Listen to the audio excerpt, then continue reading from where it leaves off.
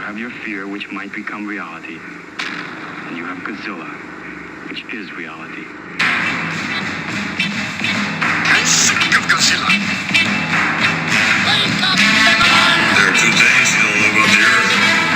One is me, and the other is Godzilla. We're safe here. No human being can understand that. The monsters on Monster Island can understand it. Whether he returns or not, or is never again seen by human eyes, the things he has taught us remain.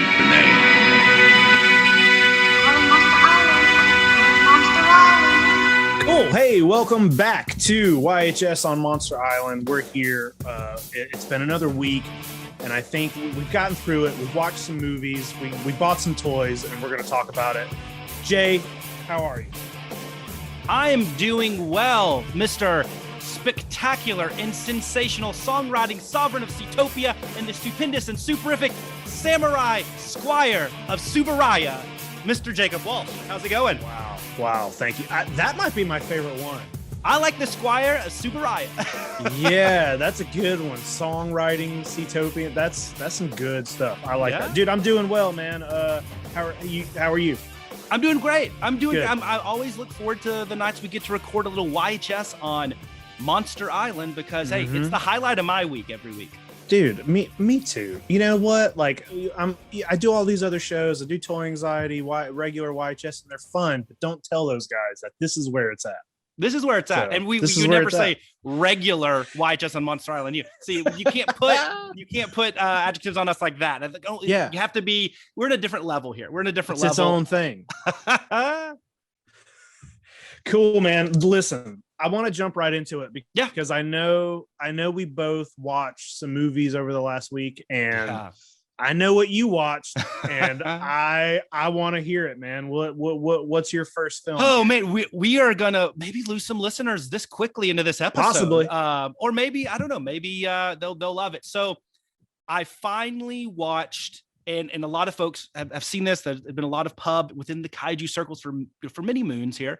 But I finally watched Rego and Raiga. I did not watch Raiga versus King Oga yet. So the third one, I haven't done that yet. But I did watch the first two back from, 08 and 09 from Shinpei Hayashiya, who everybody that knows Hayashiya knows, like his claim to fame is the infamous or famous Gamera 4, the fan film, Gamera 4, The Truth. But this was his next big venture, I guess, were these two original kaiju flicks. And real quick, have you seen them? Now, I have seen half of the first one, which one's the first one? Rego, the god of the sea, king of the sea monsters. I was in Walmart one day and they had the two. I was like, whoa, I got to pick these up. So I grabbed them and I didn't shut it off because of how awful it was. I just I think it was like, it was losing my attention and there was other things going on. And I just I paused it at some point and never to return. So I do own them. And maybe after I hear what you got to say about both of them, maybe I'll put them back on. Maybe not. So, and I would, just for those listeners out there, I'm not predisposed to hate bad movies, cheaply made movies. I love B movies and C movies and Z movies and everything. And I mean, I think if you're a fan of kaiju films, you're going to get some stuff that is not going to hold up to the general population. So again, I think I don't know, it's not a prerequisite for being a kaiju fan, but I think we're used to it. So I knew what I was getting into. I knew that these were low budget, asylum grade type films, but from Japan. So I knew that. The issue was not an issue. The interesting viewing experience came because when I put on Rego, I was thinking these were both going to be kind of tongue-in-cheek kind of kaiju parody films where it was going to make fun and be very self-aware and make fun of itself for being a low budget indie kaiju film. And Rego's not. Rego is it tries to be a real narrative. It tries to be a real film, but with the limitations of, horrible CGI. It's not even worth talking about, comical, granulated, pixelated boats and stuff. I mean, it's pretty bad. But the story is it tries to be a real kaiju movie, and it just can't do it with the restraints that it has. I mean, we're not talking Godzilla's Revenge level budget. This is way smaller. And there's a pacing issue. It's boring. There's some they spend a lot of time. I mean, there's 3 scenes in the whole movie, 3 locations or sets. Mhm. It's they spend a lot of time just talking about Rego, and you see a little bit, but I mean, it's an overall interesting concept. The battleship and the Yamato and the crew against a sea monster. It's kind of all takes place on the ocean. I love the use of lightning, probably the best use of lightning for a monster since, King Kong in 62 or Gabara and Godzilla's Revenge. But overall, it's just not a great flick. It's hard to get through. Like I said, pacing issues, narrative velocity issues, all that good stuff.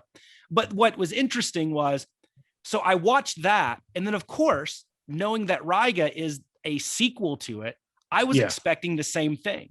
But that movie is a straight slapsticky comedy kaiju parody. So are they made by different people? No, same director. They are legitimate sequels. I mean, clips from Rego are shown in Raiga. Yeah. And because it's the evolution, he evolves from that in World War II, which is where Rego took place, to present day, and he evolves into Raiga. It's the same creature. Same creature. It's the second stage. I didn't even know that. Yeah, I was confused about it. I was like, so for some reason I was sitting here thinking that you had 2 movies with 2 different monsters and that the third movie was these monsters fighting each other. No. And I was sitting here I've always kind of been like, why are they so similar looking? Why are their names almost the same? There you go. I'm a bad kaiju I don't think person, I don't think you can lose any I don't think you can lose any cred over Rego and Raiga. But yeah, so that's the thing. It's Rego takes place in World War II and Raiga takes place present day, and that's such a cool idea. Yeah. So it would happen 8 years before Shin Godzilla evolved. So hey, maybe maybe the Shin people can somebody was paying attention. Yeah. But I will say in the first one, the Rego, the end credit scene is this weird black and white, almost sepia tone with this colored kabuki guy. It makes no sense. I don't know if it's a cultural misunderstanding with me, being a gaijin and not being a Japanese native, where I didn't understand it, but it was weird and it was effective. And it was the best piece of cinema between both two. It was the last 3 or 4 minutes of just bizarre stuff from Rego. Raiga is a pure, just cheesy, even trying to be funnier and more slapsticky than an Asylum film. And if you like that stuff, fine. But it's the humor's pretty, I don't know, it's pretty weak. I mean, you do get Raiga urinating DeMarcus territory on stuff. There's some weird stuff that they explore there, but it's not, I wouldn't recommend either one to anybody unless they're just a diehard kaiju fan, just to see it and the novelty. If it's somebody that doesn't appreciate kaiju films, don't lead with these, please. Yeah. Because it is it's don't bad, start here. Yeah. No, if they like Mystery Science Theater 3000, they like Asylum films, they love kind of the silliness of some Japanese monster movies, then yes, by all means. But if you don't kind of check those boxes, I would say avoid it at all costs. But I would rewatch the first one if I were you, at least that end scene, because it's just weird and bizarre. And I thought it was kind of hauntingly beautiful in a weird way. And that was the best piece of filmmaking, I think, in the whole, the 2 that I've seen. And then I have to watch Raiga versus King Oga, I believe it is, which is the third one, which came out 10 years after the second one. So, yeah. So same that's what director, I saw. Same writer and director on that one too. Okay. Same with everything. Well, I'm gonna have to watch it. I bought them with the intention of watching. And I've been known to sit through some bad movies. A lot of times it doesn't bother me. So I just wasn't feeling it that day that I tried. But yeah, dude, after listening to you talk about them, I'll have to. That's an interesting concept to have the second movie be about the same creature, but just 10 years or however long down the road. And that seems cool to me. That seems like something that you would think that maybe a major production would do that, or maybe Toho would try to do that or something, but no. Okay. And honestly, the designs aren't terrible.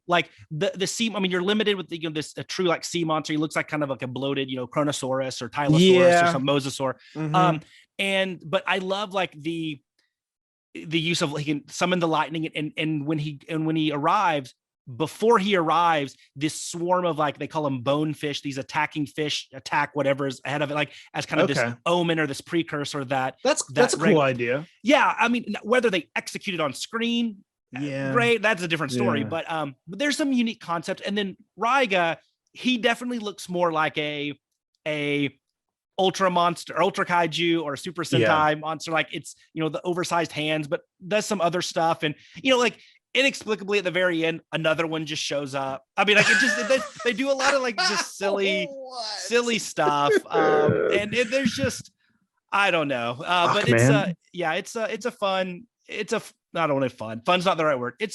It can be entertaining to watch it, but maybe not in the way that they intended it. Am I watching these tonight? Maybe. I might at least watch one of these tonight. I got them somewhere. Here we go. Right here on my shelf, right next to Death Kappa. Have you seen that? I haven't seen. I know you've talked about Death Kappa. Great. Yeah. I know we're going to talk about creature designs, and Death Kappa we'd have to throw in there. Yeah, there's some good creature designs in that, I think. Yeah, right next to Death Kappa on my shelf. That's a good place for it. One of Raiga is still sealed. Nice. I had never even opened it. So yeah. All right. We'll put one of those on. So that's what I watched. Anything else? That just the two there? No, you know, I'll punt. I did watch a movie that you could argue might be worse than those two, but I've watched it about 1,000 times in my life, so I have no excuses. But I'll punt it and talk about it at a different time. And that's Varan. And I watched the Japanese version, not Varan the Unbelievable. And that movie had just so many issues. But I watch it just because I wanted to see some Varan action as we talk about creature designs, because I will talk about him later. But like I said, we can talk about that on a different episode where maybe we dive deep into non-Godzilla kaiju films. Okay, we'll do that. Yeah, and that's one that I need to rewatch, because I have not seen that since I was, you know, like a kid, you know, watching it on like the Sci-Fi Channel. So and please, you can not even count probably that as a viewing. So, and that's one that please, like, watch the Japanese version. Like, and I'm not a stickler about that. Like, I know some people are like, oh, you watch the dub version, you're an idiot. But this is one, there's a pretty substantial difference between the two. And it's actually even worth watching both because it is so different. Okay. The English dubbed one is even worse. It's so bad. But they're very flawed movies. Very, very, very, very flawed. You know, I tell people that about whenever I meet people who don't have a lot of experience with Godzilla, and they ask me, you know, where to start or what to watch. You know, I always tell people start with the 54. You know, start with the original. But sometimes I'll be like, hey, you know what? Like, there's two completely different versions of the original.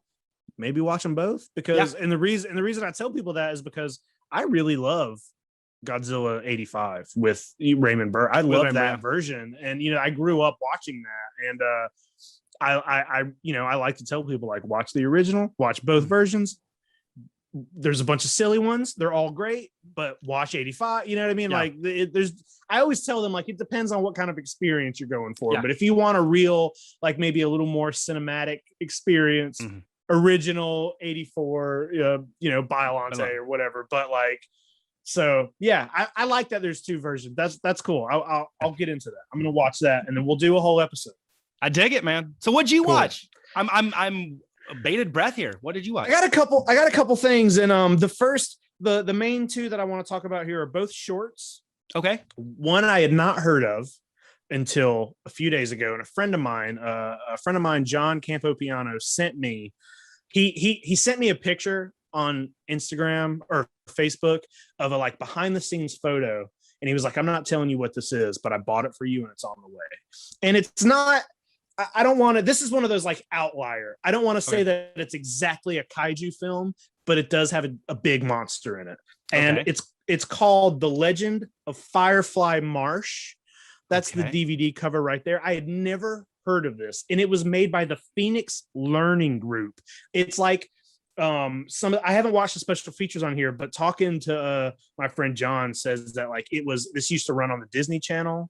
Okay. And it was like, they would show this in schools, and the special features have a lot of stuff about how to teach this, how to show this to your students, and kind of teach a lesson.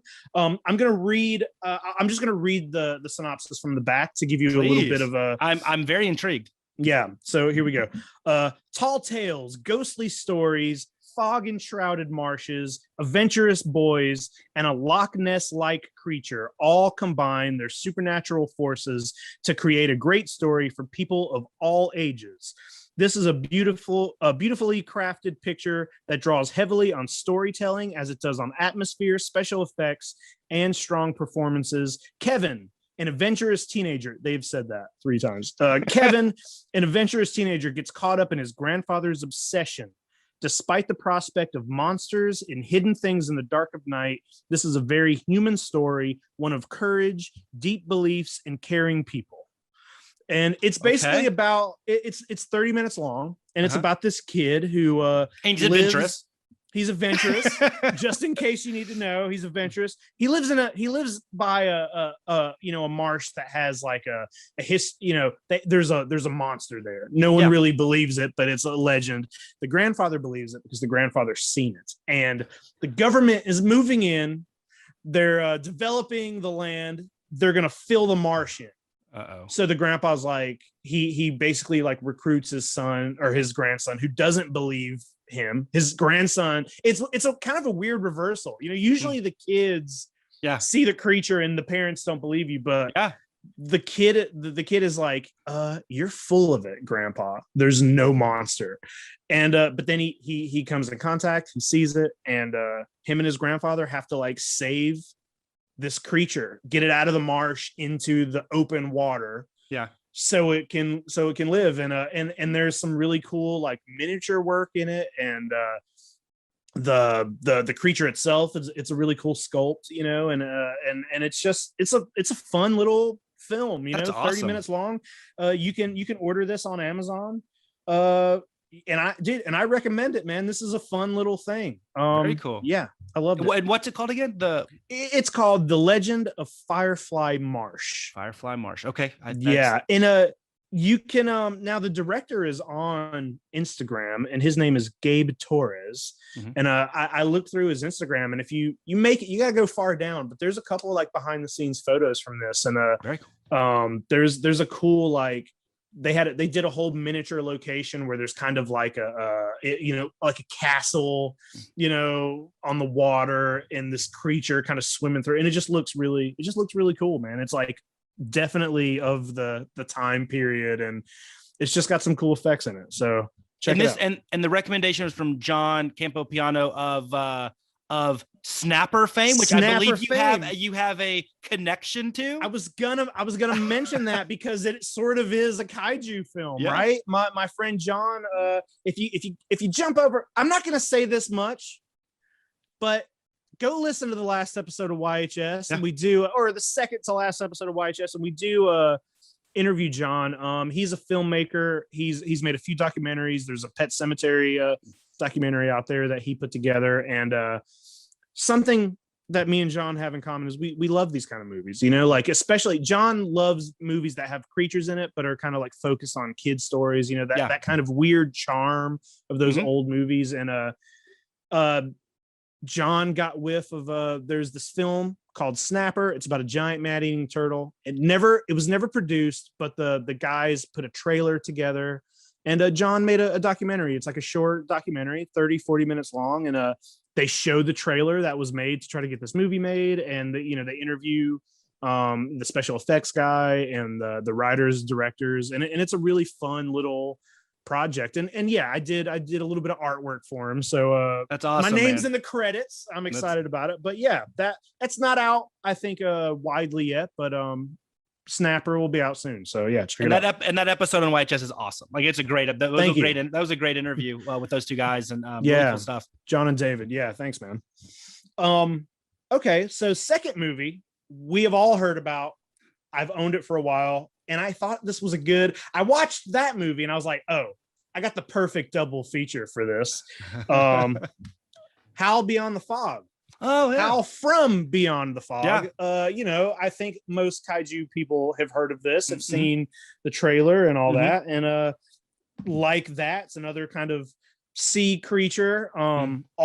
This movie is have you seen this?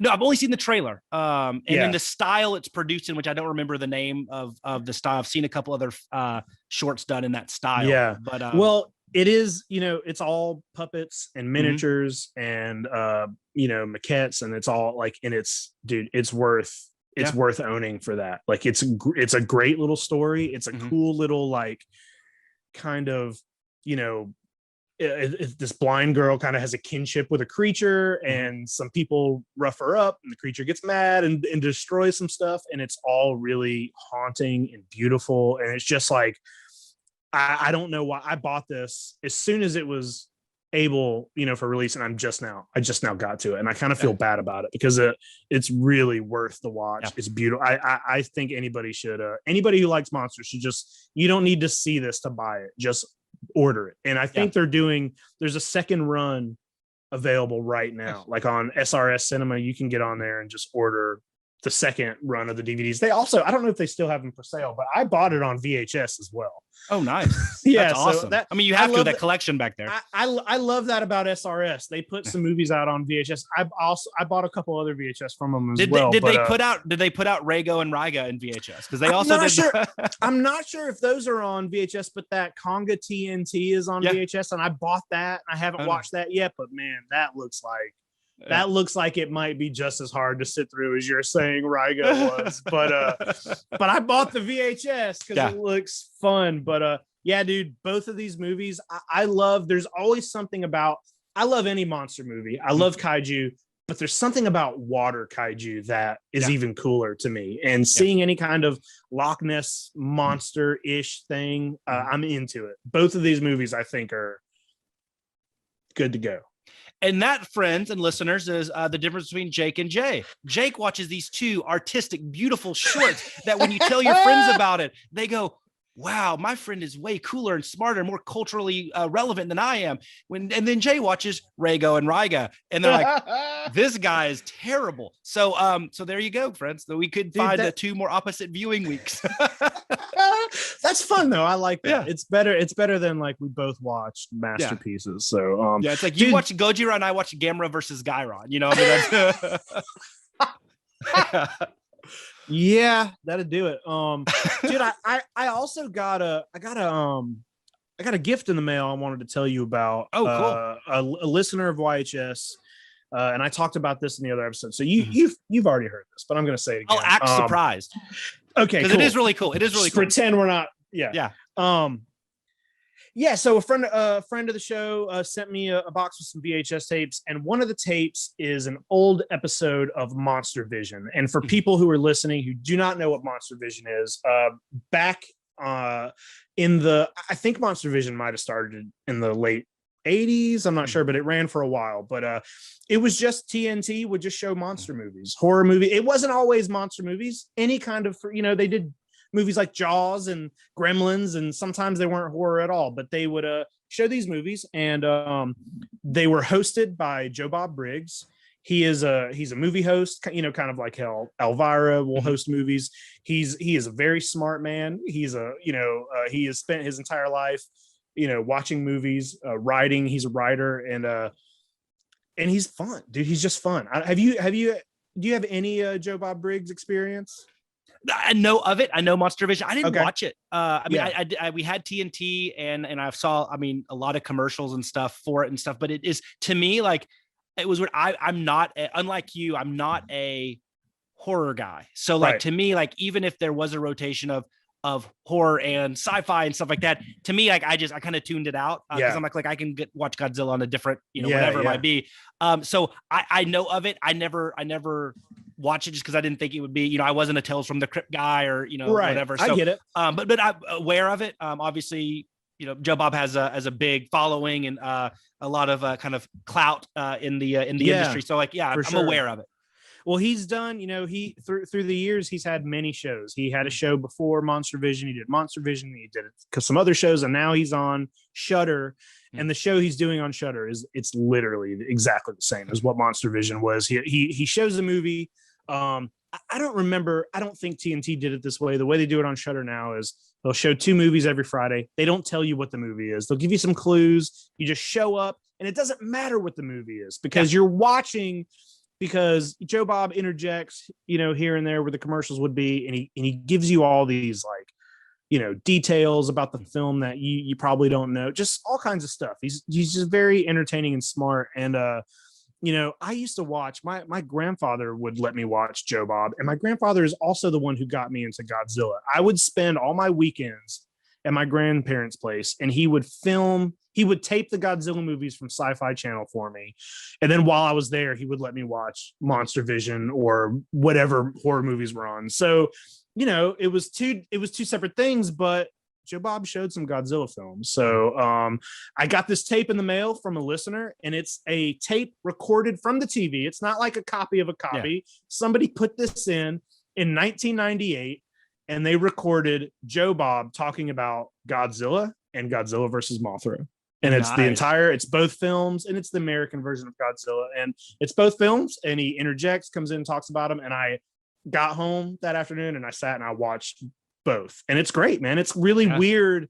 It's really weird and cool to just watch. Like, I kind of grew up with Joe Bob, and I met him recently, and I watched Joe Bob every Friday. And it's just cool to be like, that thing kind of merging with another thing.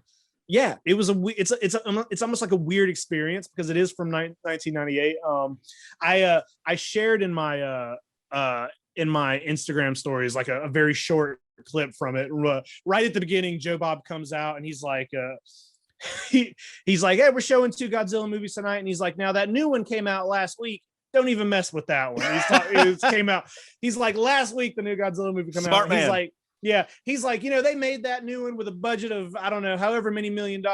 These 2 movies we're going to watch tonight, the budget equals about $100. Like that's his quote. And he's great, man. And I just wanted to put that out there. If anybody can look those, or just watch Joe Bob. That's just a general thing. Watch. Nowadays, it's pretty much all horror because it's on Shudder. Yeah. But man, if you can look up some Joe Bob, watch some clips, or find a movie that you like that he's done, it's very entertaining. Very cool, man. That's awesome. What a great listener to send that. Yeah, dude. Very thoughtful. Yeah, I've been talking to him back and forth. At a cool dude, man. I'm happy to make those connections. Yeah. Very cool, man.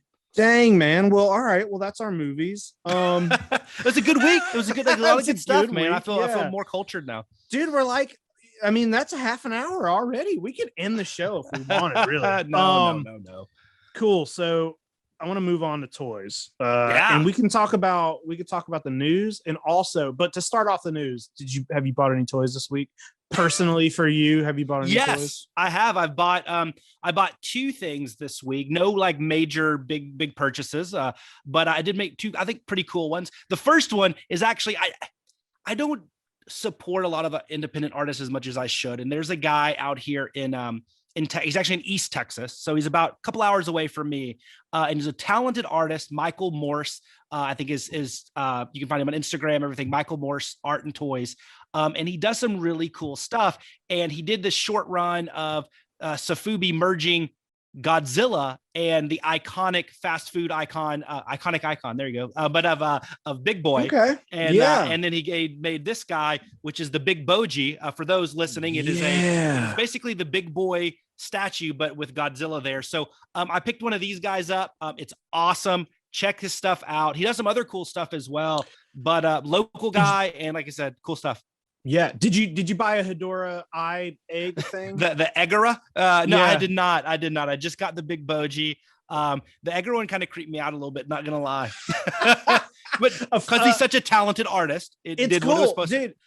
A friend of mine sent me the Big Boy like yesterday, and I was like, "Oh, Jay bought that." I got that. Also, I don't know why I call you Jay Key every time. That's okay. As if we just met.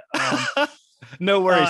Yeah, I was like, my friend Jay bought that, and I was looking, and it took me to the website, and I was looking, and I was like, man, he's still got some of these Hedora eyes for sale. Do I want one of these? They're so weird. They're very bizarre. A weird, cool little. Yeah, I like. That's a cool figure, dude. So and then what else? The other thing I got, I think you'll like. Okay. So it is. Everybody knows, I love me some Safubi and stuff, and then Metacom, who's a Metacom toy, does a lot of crazy, vinyls. They kind of spearheaded Vinyl Wars, which is a collaboration between all the big vinyl makers out there. So Marusan and M1 and everybody kind of, they do all these kind of joint production. And in 2015, they did one that was an exclusive to Hastings, the now defunct retailer. And we didn't have Hastings where I grew up, but, the books and DVDs and everything like that. Yeah. So they had a Hastings exclusive. It was Metacom Vinyl Wars, but it was M1 Ichigo produced an old Bullmark design reissue of everybody's favorite Zootopia Cockroach Megalon. And I thought this was such a really cool colorway. And so this was originally one I got to be part of my inventory for Toku Toy Town. And I loved it so much, I bought another one for me. So there's still one, you can buy one of these on tokutoytown.com. But this is, I get on me getting on your website and buying your toys right now. But this is, I love this colorway. It's cool. It's really funky. Like I said, it was an exclusive, so it was a short production run. But I love the Bullmark Megalon design, the statue. Yeah. So it's really cool. So I picked this guy up and I love him. I think he's one of my favorites of the wacky colorways. And I love the metallic blue on there and the random red streak right down the middle. But it's cool. So those are my two pickups. Nothing too crazy this week, but two weird, odd pieces that I dig. Dude, I love those. And like the more and more I see you buying these like weird colorways, the more and more I want to start getting them. And I don't like that. I kind of want to stay away from. It's like I'm already buying too much. And it's like I've always had this thing where it's like I only want it if it looks like it did in the movie, but it's like a few start to creep into your brain and it's like, oh yeah, but this one looks cool. Yeah. And then it just like waterfalls into like, I want all these now. I want all the Megalons. So yeah, that's a good looking figure, man. Yeah. And I bought this a couple weeks ago, but I haven't even showed you yet. And it's actually up here. I'll just put it real quick because this is a good gateway drug. Because, you talk about like cool designs that you're not going to get in realistic figures like this clear Bullmark Aurora Mechagodzilla. I mean, it is like translucent and awesome and just like looks so cool on the shelf. This is one that I think a lot of people that aren't even like Safubi fans that will be picking up because it just looks so great. So it's one of those things you get one or two in the collection and then you just kind of start adding more and more. Dude, I get it, man. I'm going to have to, I'm going to jump on your website. I'm going to jump on here, especially like one of the ones in the news is sort of, let's just go ahead and talk about this one. Okay. I'm going to pull them up. So MediaCom lottery figures are announced. I can take this one because I have a little special in this one. A little nugget that is unplanned. Okay. So Metacom, who we talked about with Vinyl Wars, they had their two new lottery figures. And so a lot of companies do these lotteries, right? Where, they make the figures even more exclusive, right? Not like we don't have enough exclusive figures. Yeah. Right? So they had these two, and one of them is it's I don't want to say famous figure, but it's one that I think a lot of people that don't get Safubi and don't get really deep cuts hate. And they actually did originally, like maybe a year ago, a green, not the Hedorah from the film, but the actual from the animated cuts and clips in the show. They did that one. So they call it anime Hedorah, but from those little small animated sequences in the film, they did that one. And then they just released as a lottery this really weird paint job on one that is just like, it looks like a pinata or something. It looks like it's Rastafarian. It's like the red, yellow, and green colors. Yeah. So that was the first one. And then the second one, they did this really cool Vinyl Wars Gigan EX, which means it's extra big. It's 11 inches tall, and they call it this winter color scheme. Yeah. And I loved it so much that I got him right here. Wow. There it is. So here it is. It is a big Mama Jamma. That's a big figure. Yeah, it is the cool winter colors here. But it's another Vinyl Wars production 2021 lottery figure. I don't know if I'm keeping this one or not. He was a tough get, but I do like him. I'm going to keep him to the side. And we'll see if he turns into be like the Biollante we talked about last week or 2 weeks ago, or if it's like my other stuff. I'm usually pretty good, but I didn't expect him to be that big and imposing. And I do have this like this gaggle of Gigan going on here. I have all these different ones, and I have Gotta another keep it, I have dude. another all gold one coming in for me. So I'm gonna have this like, yeah. So it's That's so funny. That's so funny that it's like we're talking about the news. Oh yeah, these new figures are coming out, and you're just like, oh yeah, I already got it. It wasn't Like, planned. I what? didn't know that article was going to come out. But so anyway, I didn't mean to steal your thunder, but on that one, I wanted to do the fun reveal. That's what I was just going to talk about that one because your Megalon and your translucent Mecha Godzilla reminded me of the blue on that guy. So yeah, that's it, man. I'm jealous, but I'm happy for you that you own that.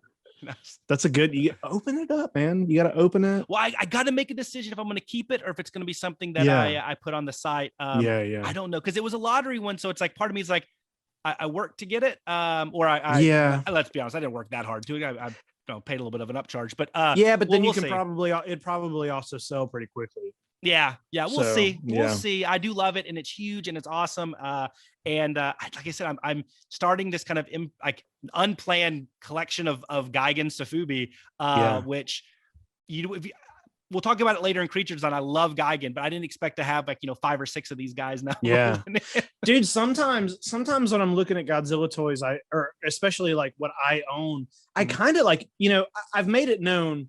The few of my favorite monsters, Biollante, Megalon, Gigan, Jet Jaguar, but even though he's not a monster, but Megalon he's up there. Megalon's probably my second favorite creature, and I don't have anything for Megalon, and it's just like, and the reason for that is mainly because most of the Megalon stuff being produced is the kind of stuff that I'm usually like, oh, that's not the kind of stuff I want. I want it. I got the X Plus Megalon. We both did, and Megaron.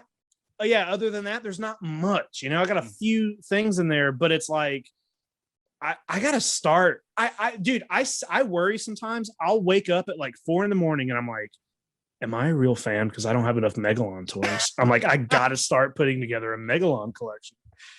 So, well, do you have the 8-inch Bandai, the original one from 1991 or 92, whenever that one came out, the 8-inch Megalon?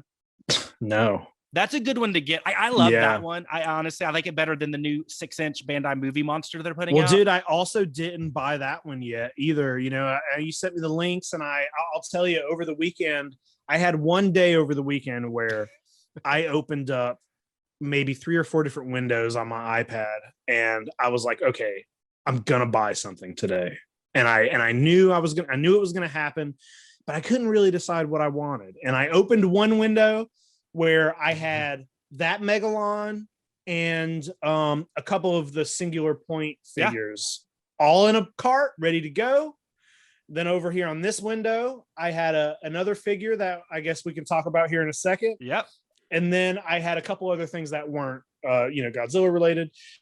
You can brag. You can brag. You have some hot toys. Yeah, I bought some hot toys, but most of the windows just all got clicked on, except I did not get the Singular Point figures yet. But I do want them. I'm like, you know what? These will be around. Yeah. I better go ahead and pre-order this X Plus. Yeah. And I think that's a perfect segue. Yeah, because exactly. We had, since the last time we talked, we had 3 to 5, depending how you look at it. 3 to 5. Yeah, 3 X Plus drop. One being really fresh that I haven't even seen it up for pre-order yet. But we had the Real Masters collection, the Yuji Sakai, Godzilla 2000, the Mirai Agoji, the maquette version, and they did a Godzilla store exclusive that had like the red spines and stuff. And we've talked about on this show how much we don't like that design and stuff. So I passed on that one.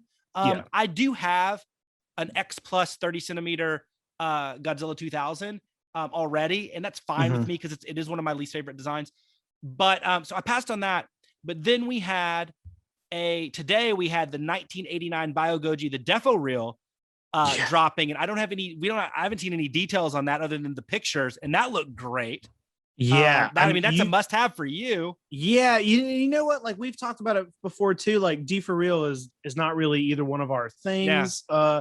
I believe we both pre-ordered the original Godzilla Serizawa, which isn't out yet.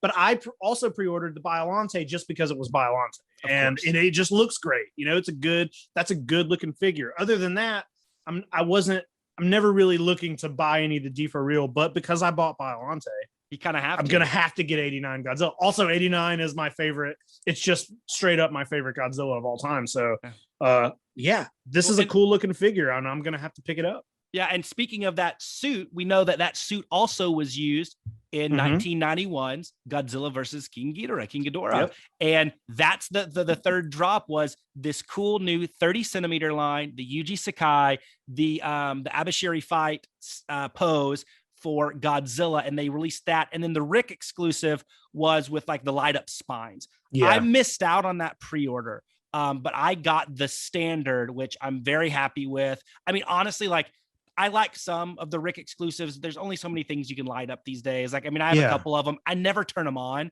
So like, to me, like, other than like resale value, which I'm not selling any of my X Pluses, like it's not a must have for me. Yeah. But I absolutely loved this figure, the pose, the sculpt. It looks awesome. And I'm a big fan of the Yuji Sakai collection. So I picked it up. The question is, Jake, did you pick it up? Well, at first, no, I didn't. I saw it. I saw when it was announced, a few days ago, sent it to you immediately. And then you told me that you missed out on the one and ordered it, and I still didn't buy it. But then I was like, what am I doing? This is my favorite Godzilla. I was like, this is my favorite Godzilla look. And I was like, I sat there and I imagined, I was like, well, I already got, the 89 X Plus Godzilla. And I'm like, how amazing will these look together? And then I started like brainstorming in my head. I was like, well, hold on.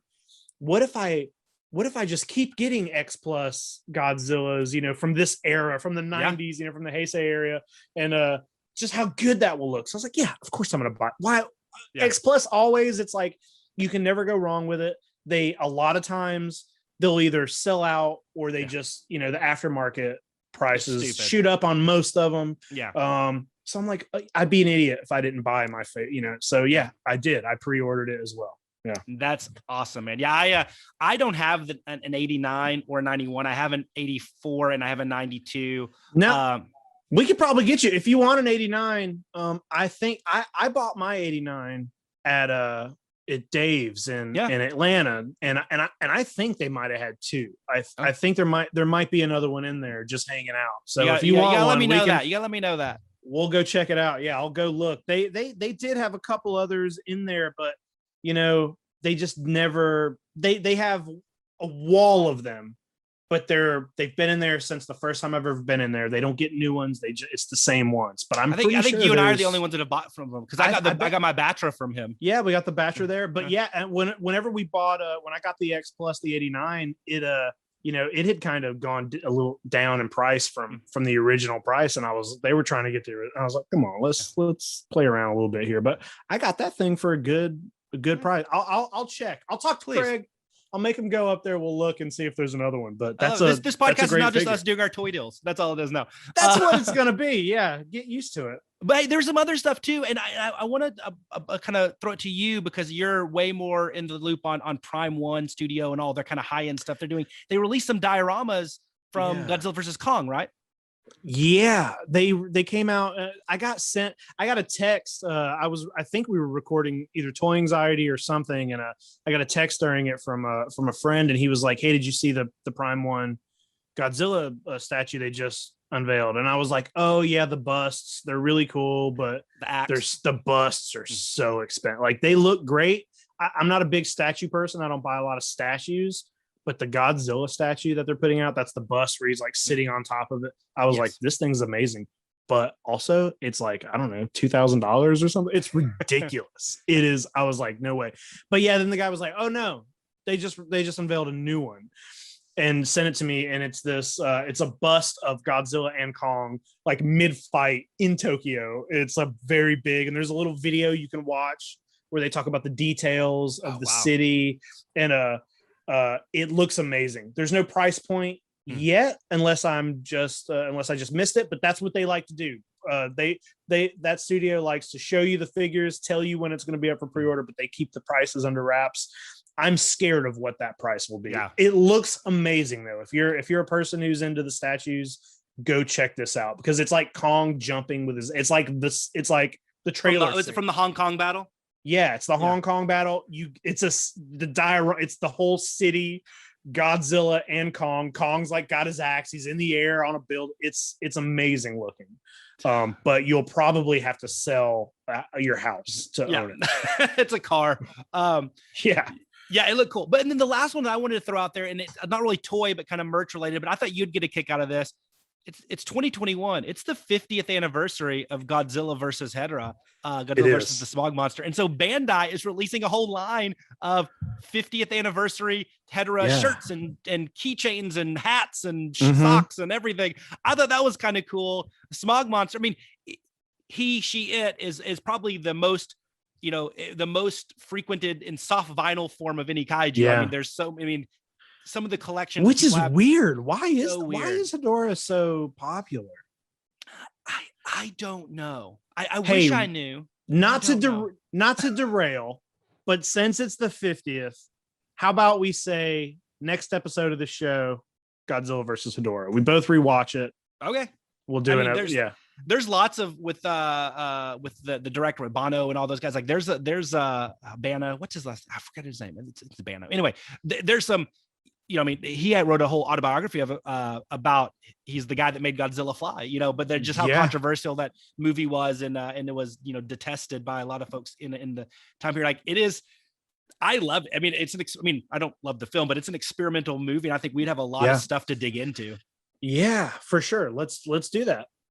Now I got to go. 2 weeks from now, we're watching it. I got to go buy the that anime, the lottery exclusive one now to get some inspiration of the animated Hedorah. Yeah, dude. But yeah, so a lot of good stuff in toys this past couple of weeks. Dude, it never stops. Dude, real quick about all this Hedorah stuff that's out. It's all weird stuff. Like none of it to me. I'm looking at the shirts here. It's weird that they go with like a graffiti style font for the name. There's one that I specifically do like, and it's this like rainbow colored. There's one where Hedorah is like rainbow and the letters of the name are all in a different color. There's keychains, there's like pencil packs or something. There's all kinds of weird shit. I sometimes wonder who's designing this stuff because I don't get it all the time, but yeah, I might buy some of that. Yeah, I mean it is bizarre and weird that that's the film that everybody's just embracing and like getting a 50th. Yeah.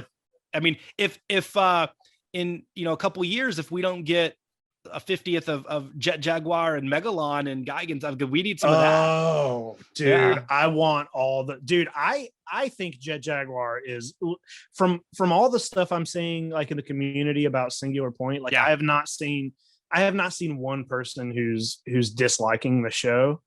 And from what I'm getting from everybody, I think Jet is coming back. I think he's going to become way more popular than he's ever been. And that makes me so happy. You could argue he might be the most, and I'm going to lump in Kaiju and Mech and everything together, like non-human characters in there. Yeah, he might be the most underutilized in the entire line. Like if you think about for sure. I mean him and Biollante maybe because it only had the one iteration, but. Yeah. Jet had so much more utility that he could have been used in so many different films, and it could have been really good. Dude, I want to see. Think of that, like 70s era. What if they would have gave him his own trilogy?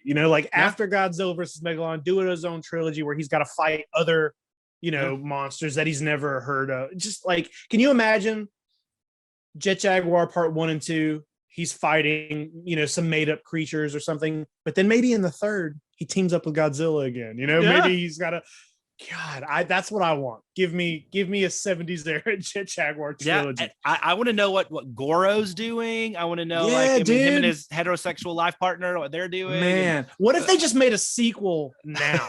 Make a sequel that takes place in the Godzilla versus Megalon universe, but now. That'd be great.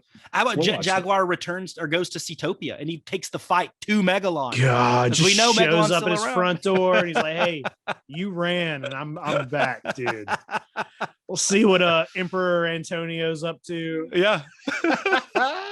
I love it. like that. There you go. Yeah. Toho, call us. We'll write your movies for you. Cool. So we're gonna get into we're gonna do best and worst designs here. And awesome.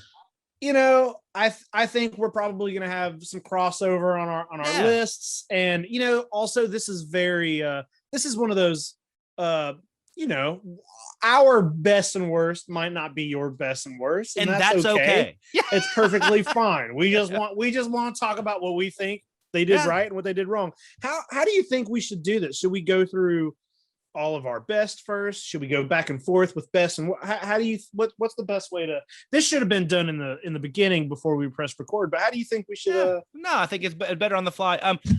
Let's we can rotate. We can rotate back and forth, some good and some bad. But I have a question though for you. Like, when you think of designs and like what you look for, like what are some of like your hot buttons, whether positive or negative, like what reason you would like a design versus a reason that you would. You mentioned earlier, like you are prone to maybe liking sea creatures and stuff a little bit more. Yeah, well, it's just mainly a few of these might be on my list just because they're really weird and just kind of more interesting looking. Like to me, some of the ones that are on my worst are there because it's like these are boring, or there's better versions of this, or I'm like, when you're making a motion picture, you're making a film, you're spending a lot of money to make a film. There are 30 something Godzilla movies. There are so many different kaiju, especially after Ultraman has come out.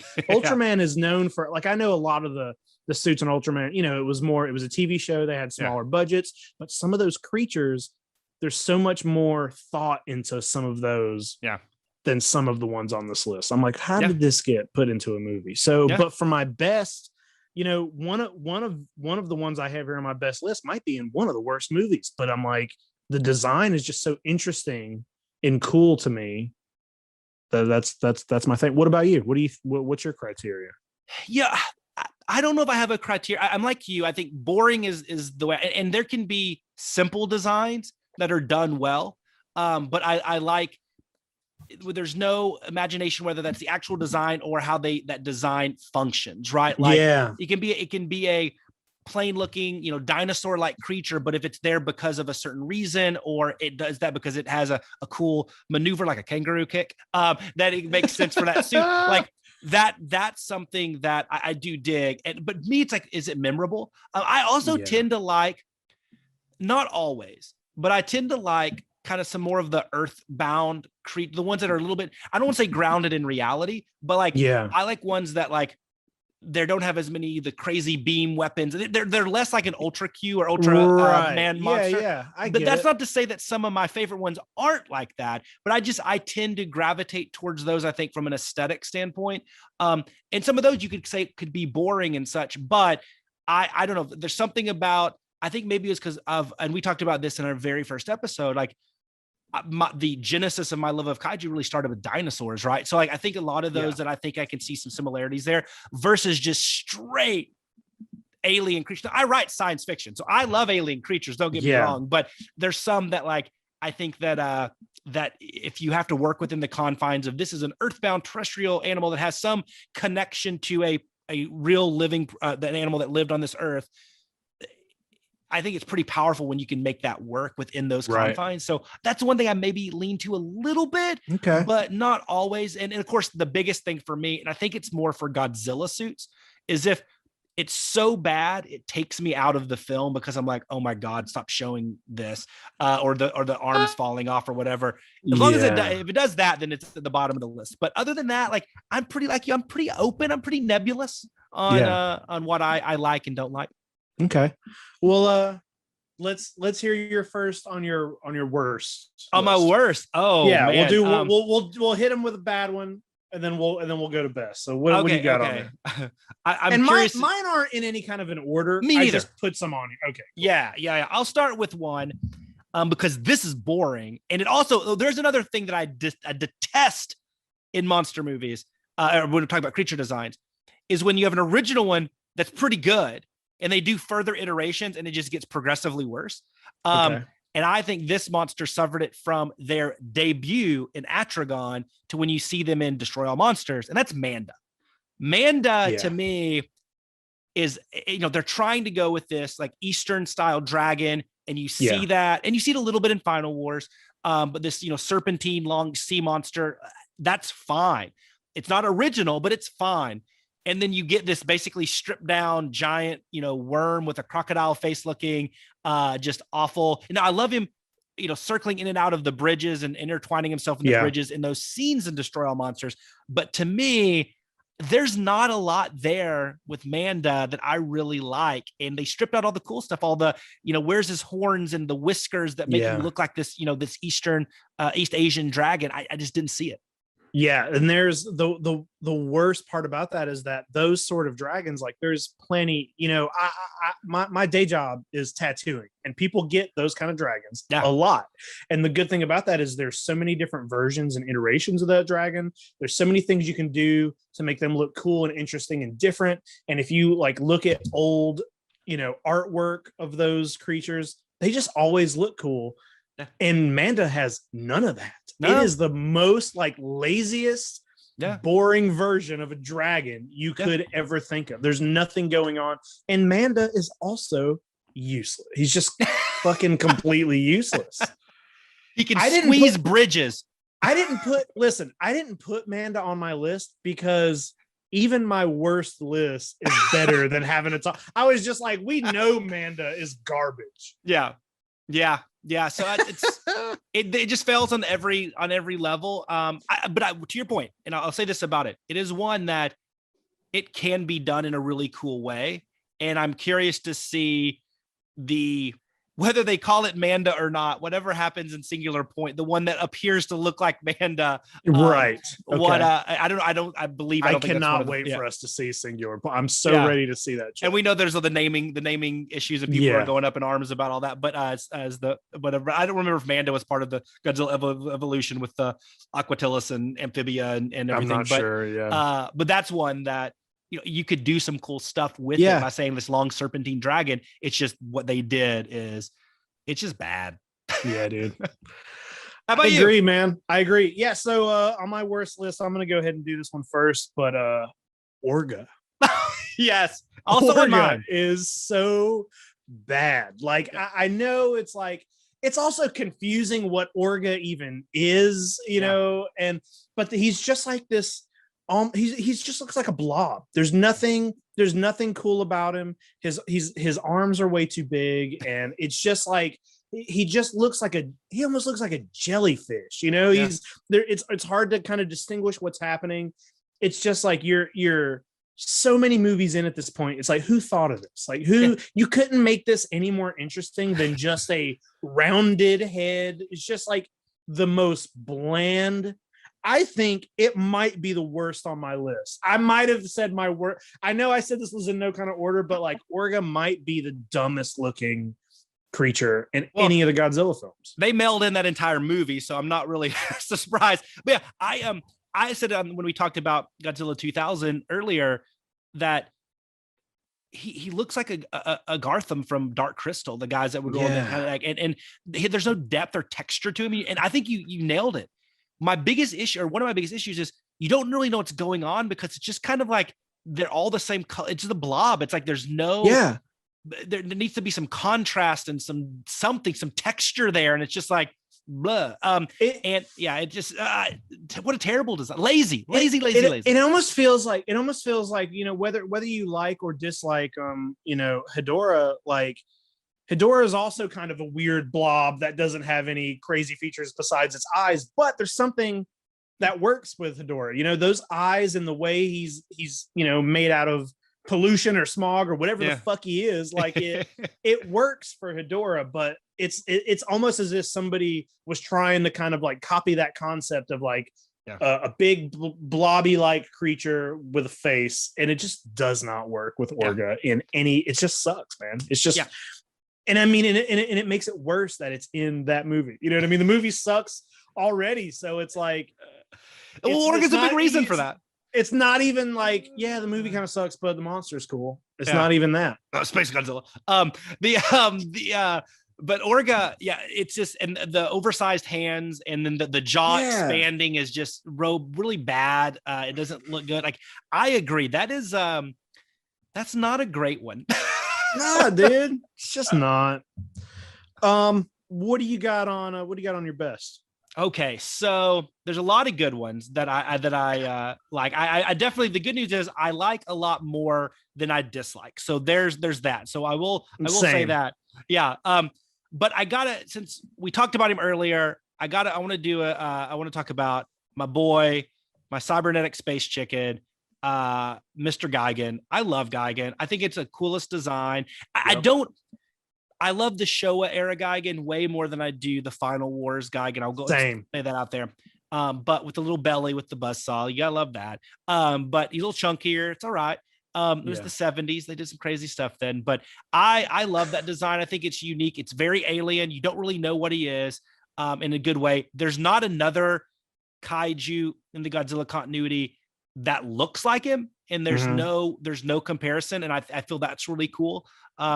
You get two versions of, you get two shots of him with both teaming with King Ghidorah and also teaming with Megalon. I think that's cool. But it just the buzzsaw, the sickle hands, he flies.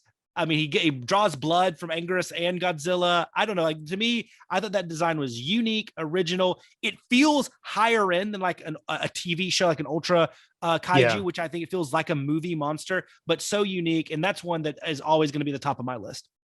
I agree with everything you just said. Gigan Gigan feels like he's from a different brain than any of the other, like, it's such a weird design. It's so far out there. Like, I know you just said, clearly it's more of a higher tier than like Ultraman creatures, but he reminds me more of, Ultraman style. They're just, it's so weird. And the fact that he's like not really explained, it's just like, oh, he's half Space Nut, he's an android, whatever.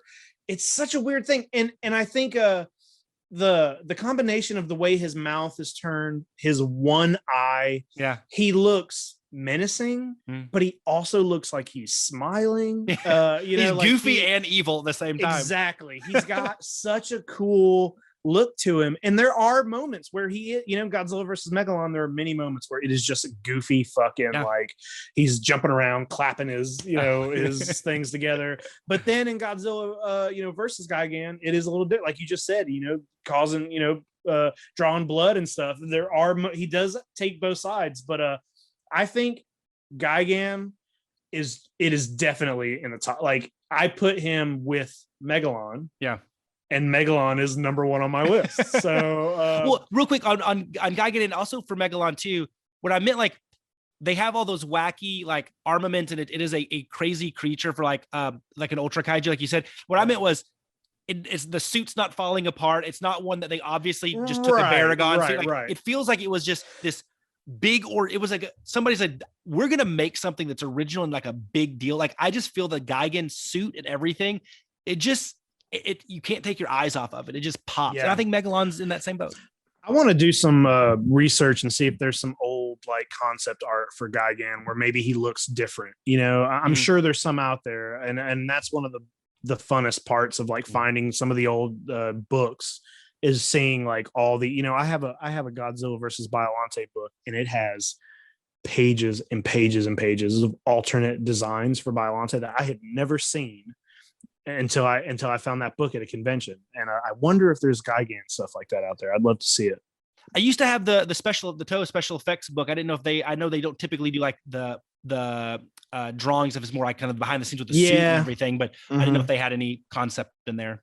I'm not sure. I have one or two of those, but it's like those are mainly just stills from the movie. But yeah, so first on my list is it's Megalon. Megalon and Gigan to me are the perfect pair. They both, like, the fact that they're both in the movie together, and they're both so super weird, but they seem like they have the most thought put into them. Both of them. They, I love that neither one of them have hands. They're put into a movie where they're tag team partners with no hands between them. Yep.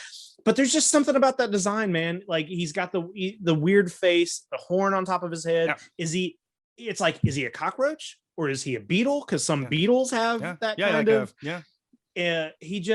There's something about the pattern on his wings. Everything about that design looks deliberate. You know what I mean? And I think maybe that's one of the a his good drill way to hands.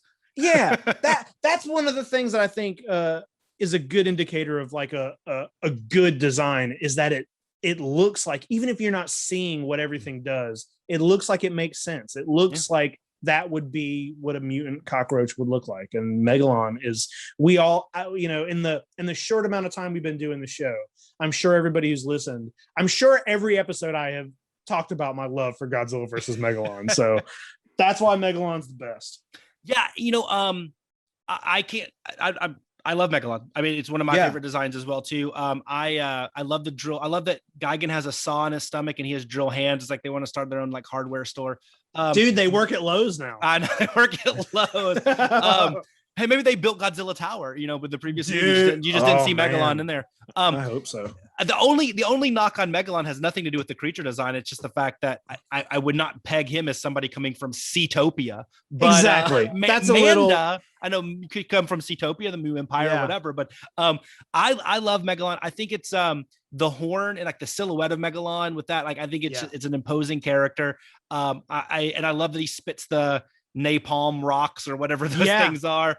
Okay, well maybe that part doesn't make as much sense. Maybe that's grounded in. I wonder if there are any bugs or beetles out there that do that kind of thing. For some reason, what just popped in my head is have you seen Starship Troopers? Mm-hmm. Oh yeah.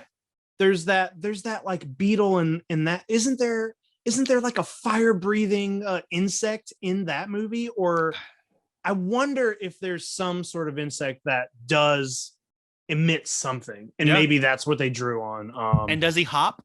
Because Megalon's a good hopper. They just took all. They were like, "Hey, grasshoppers hop, make him hop."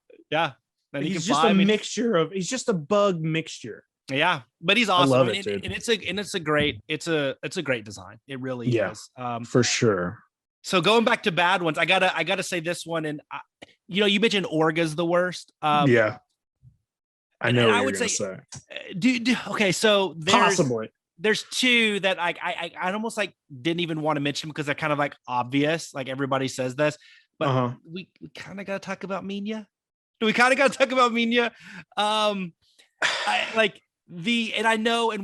not going to lump all of the younger Godzillas in there. I'm not going to do Baby Godzilla and Little Godzilla and Godzilla Jr. because they're cute. Yeah, and the Final Wars, Minya or whatever that one is. I forgot what they called him. But I'm talking about like Son of Godzilla, and Destroy All Monsters and Godzilla's Revenge, Minya. Man, it just, we never see Godzilla when he's young, so who knows what they're supposed to look like? But it's just so dopey, and the eyes so forward, so kind of human-esque, too much, and the suit is just, by the end of that run, is just disgusting and ragged and falling apart.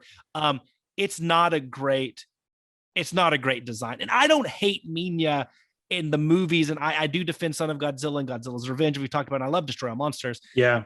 So I don't, his movies that he's in are not like, they're up in the top to middle for me, but the designs, it is not good. It's not a good, like, hey, let's create a Son of Godzilla.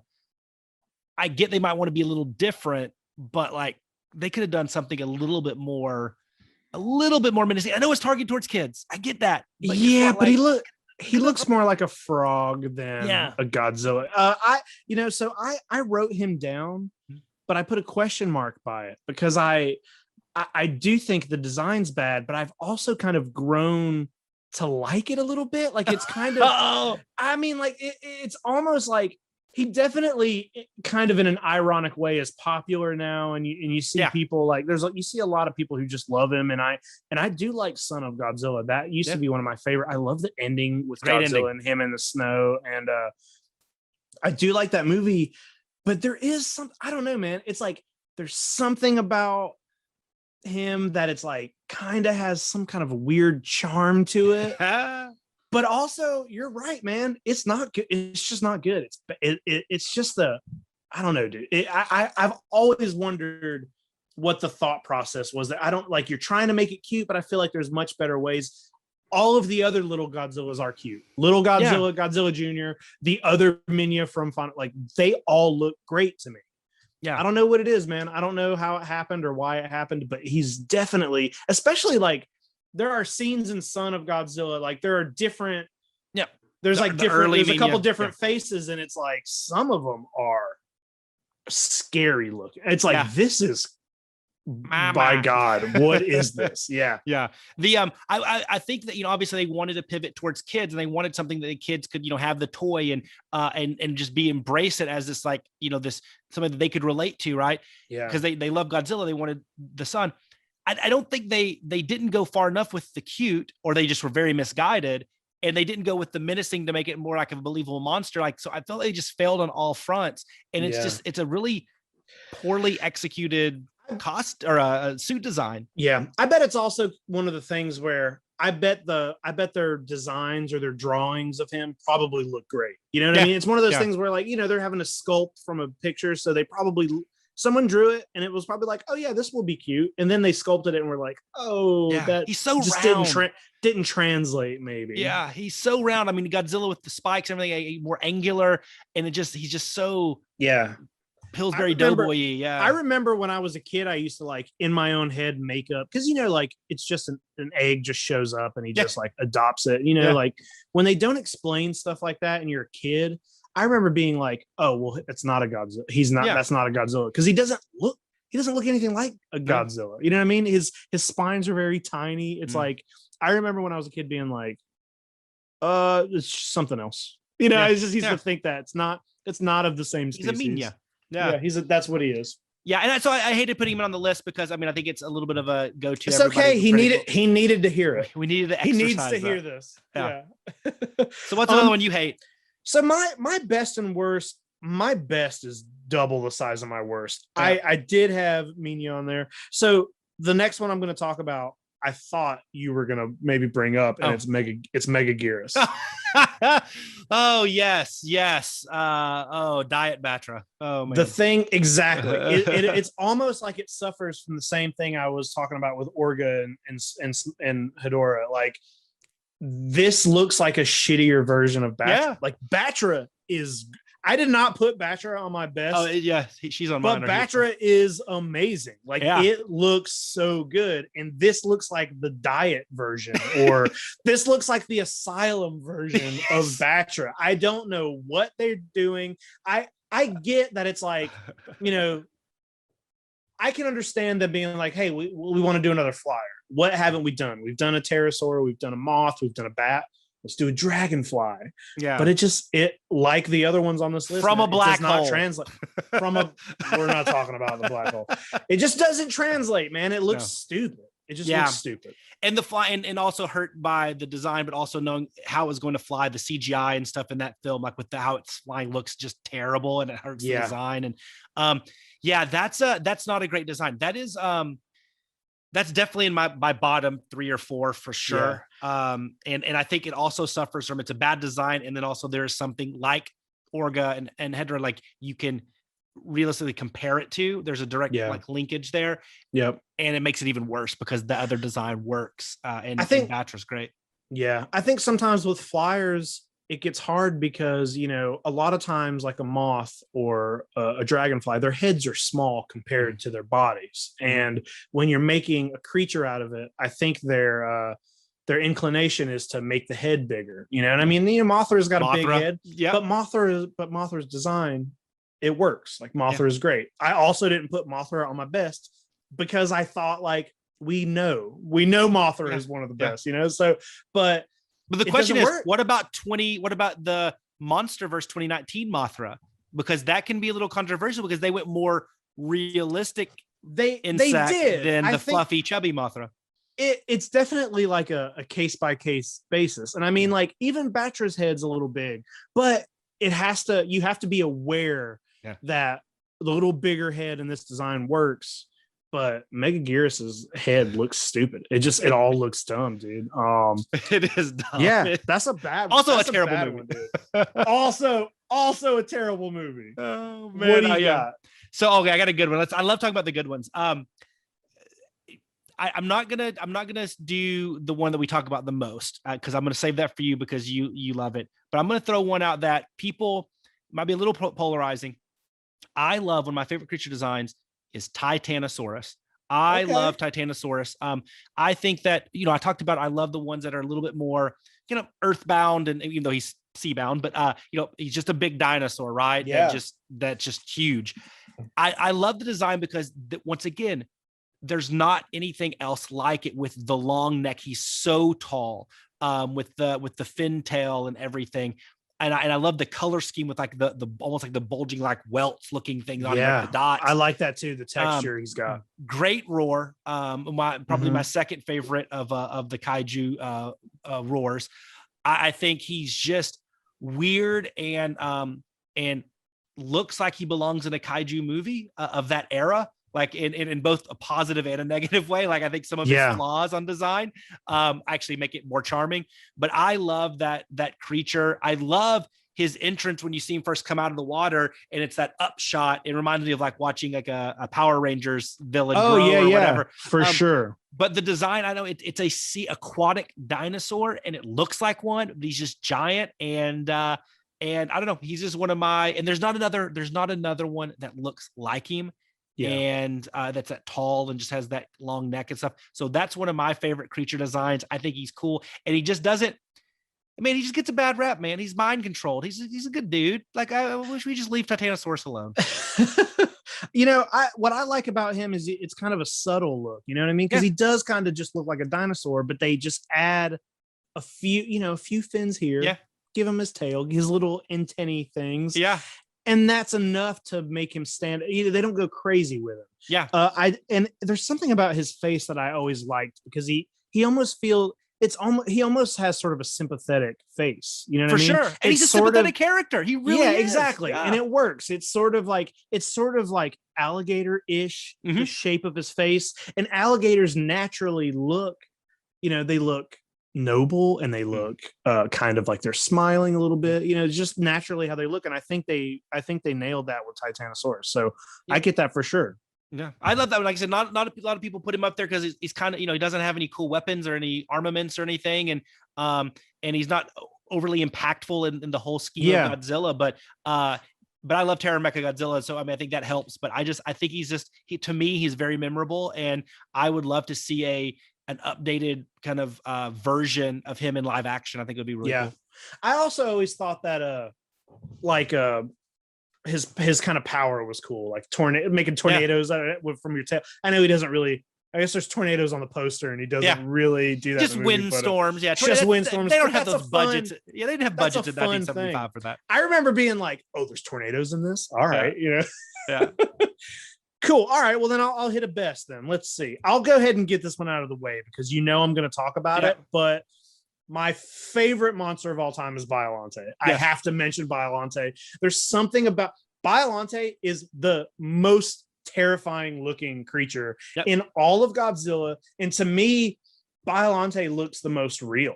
Like to me, when Biollante shows up, the way those camera angles, they like kind of start low and zoom in on her, and when she's like just screaming, and the roof of her mouth is covered in teeth, and she has these big tusks.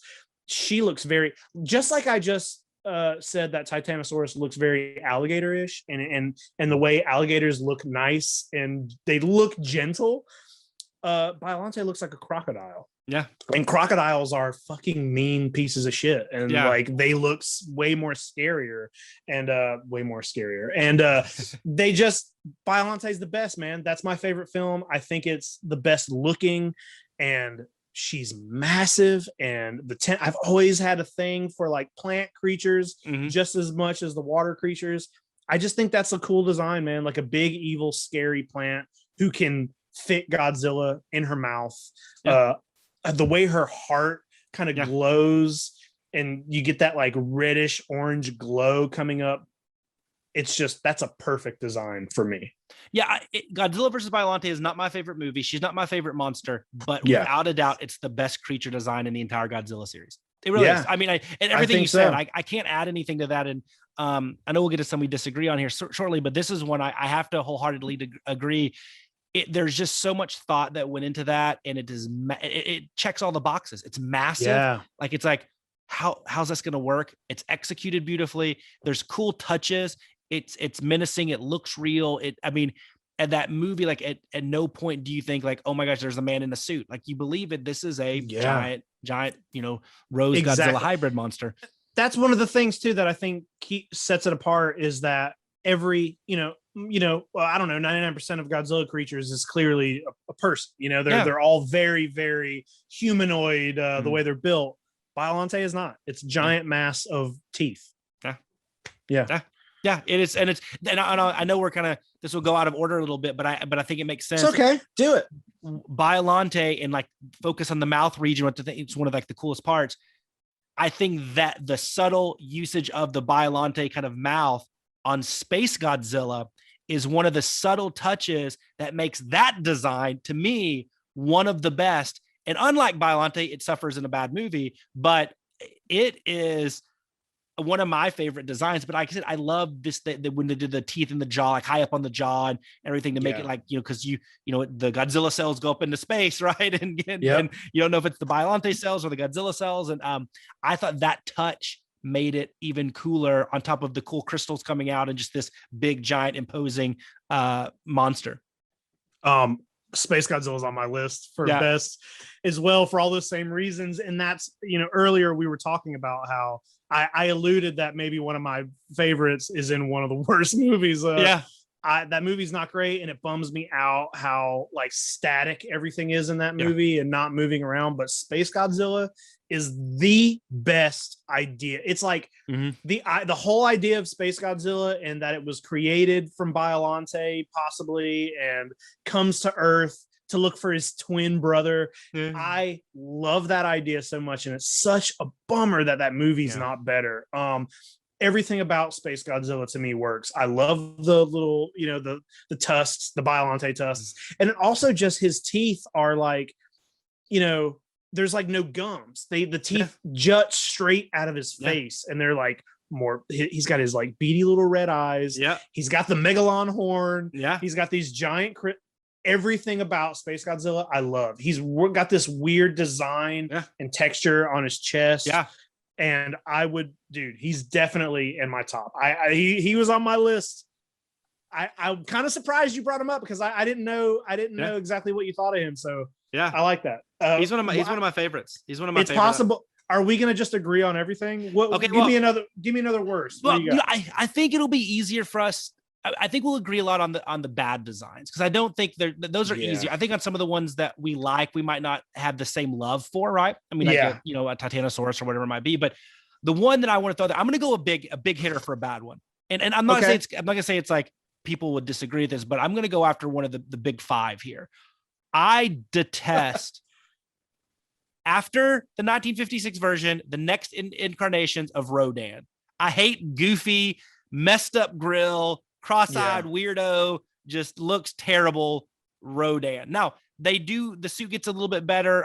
So this would have been like, Ghidorah three-headed monster and stuff. Like, I do not like those suits do like destroy all monsters. I like the original from 56, a little bit more menacing, a little bit more pterosaur-y, but the almost trying to make him, anthropomorphize, make him like where he can, talk and engage with Godzilla, make it, it looks bad. Like, and the head, the human actor's head is so obvious in the neck and stuff. Yeah. I just think it's a poor design, and he's Rodan. He's one of the greats, but I hate that design. Something about, not to like get off topic of the designs here, but something that I always thought was weird about Rodan is, he's one of the big five. He's in a lot of films. He's important to multiple plots, but he's also kind of useless, isn't he? Like it's weird. It's almost like they try to force Rodan to be bigger, better, and more important than he actually is. He's there for the ride a lot, and I can respect that. Yeah. but he is such a like. It's almost like they try to make him an equal with Mothra, and he never is an equal to Mothra, except maybe in King of the Monsters. I think in King of the Monsters, Rodan's design in that film is one of the best things the American Godzilla movies have done. 100%. And I liked the American Rodan more than I liked Mothra. Yeah, I feel you. I think Rodan is. I mean, I love Rodan, the original movie, right? But even in that, like, I mean, that's a great movie, but yeah, it doesn't look great. Yeah, but you're right. I mean, he never really does a whole lot. I mean, he's really good at damaging cities, flying over them and destroying buildings. But for the most part, he just. I mean, you're limited. You know, in the 1960s with a basically a monster with no arms. I mean, talk about no hands. He had no arms. But the wings and. It just, it always felt like he was just kind of the friend in the back that kind of just tags along, but is not really, doing much. He wasn't really invited, but he comes anyway. Yeah. And, I always was, looking back, like, could there have been a Godzilla versus Rodan, like to give him a little bit more clout as an equal opponent? I think the best. I mean, he's better in Godzilla versus Mechagodzilla in the Heisei in the 90s. Like Fire Rodan, the Fire Rodan's better, and he has a little bit of a fight in him. I like him more in that than the original. And a way better backstory too, like where the egg is, the egg was a parasitic egg was in there in his thing, and he protecting it as his own or her own. I agree, and honestly, the best thing Rodan ever did was when they in Ghidorah the Three-Headed Monster, when they let Mothra the larva ride on his back to shoot the silk. That was his highlight. Yeah, he's just a transportation vessel. You're right. But good. I'm gonna throw out Goofy Rodan. I'm one of the greats. I'm gonna say is one of my least favorite designs. All right, that's a hot take, I think.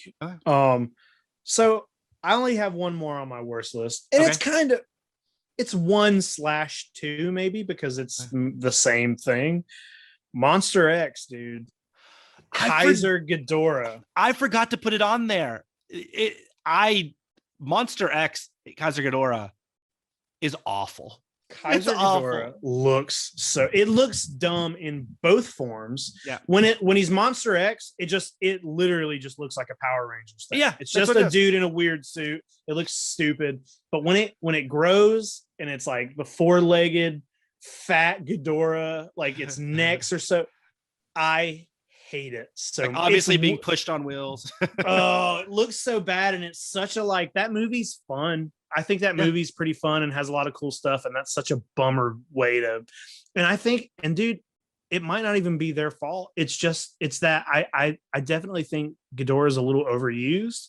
Yeah. And when Ghidorah's in so many films, and it's like, of course, in a movie like Final Wars, they want it to be big and crazy, and it's like, let's make a weird version of Ghidorah, and it's like, what can we do that we haven't done? But it just doesn't work for me, man. Yeah, the Monster X one is really confusing to me. I hate how he has that kind of the 3 head kind of together, and like you said, he's just obviously like it's a Power Rangers villain.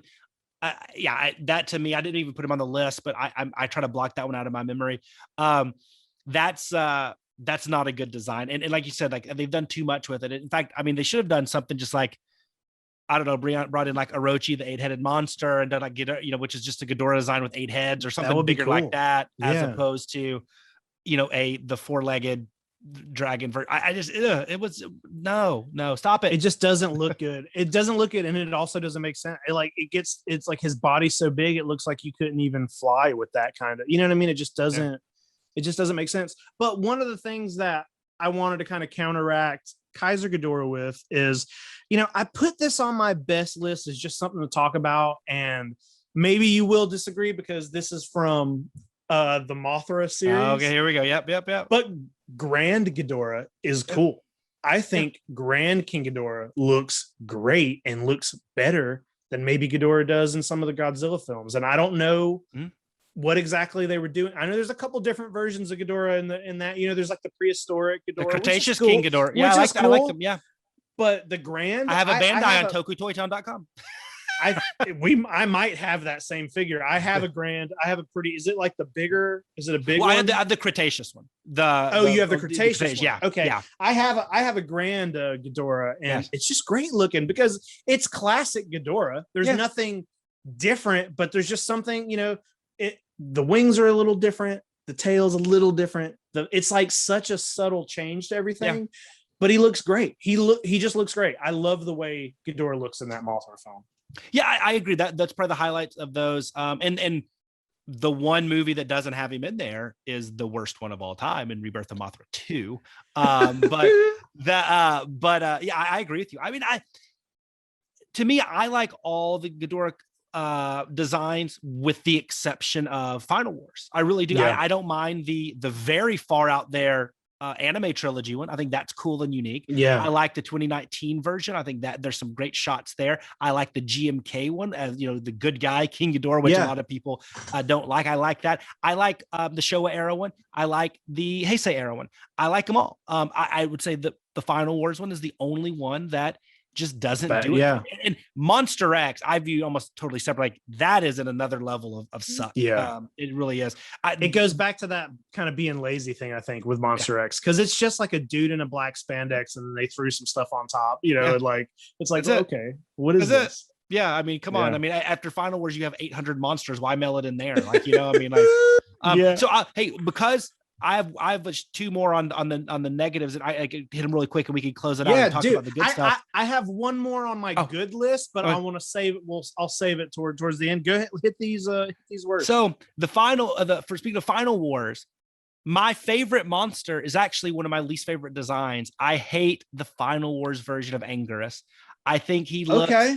I love the original design. I hate the small, like they cut the snout and made it more narrow, and he just doesn't look like a legitimate monstrous kaiju beast. I just do not like that design. I think it's by far the worst of Anguirus. And he's just not as, like I said, imposing, and like I said, the head's way too small. And so that's one that I don't love. Yeah, I get you on that one too. And like he's never been one that I felt strongly for in either way, but I definitely think that version of him is the lesser version.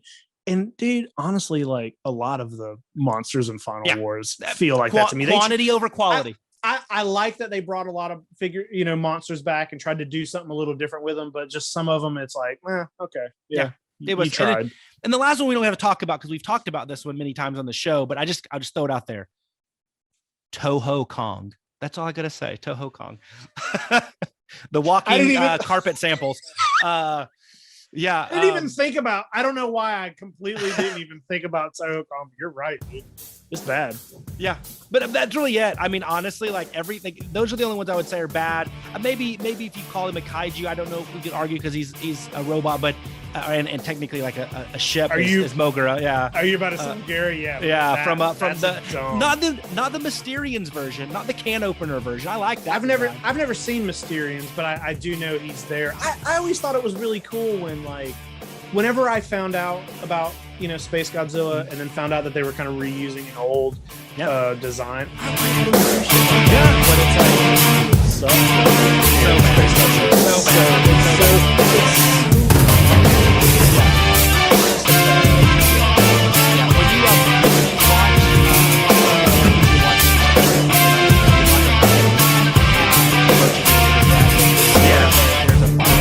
scene where there's a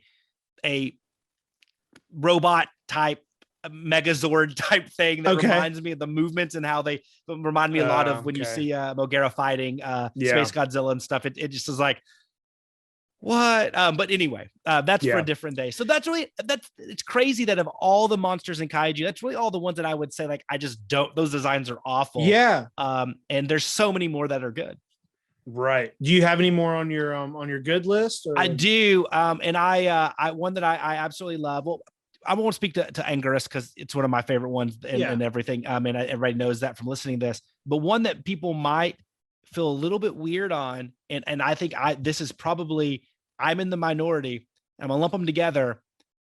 Kumanga and Kamacuras, or Spiga and Gymantis, been how you view it. Yes, it's a spider and a praying mantis.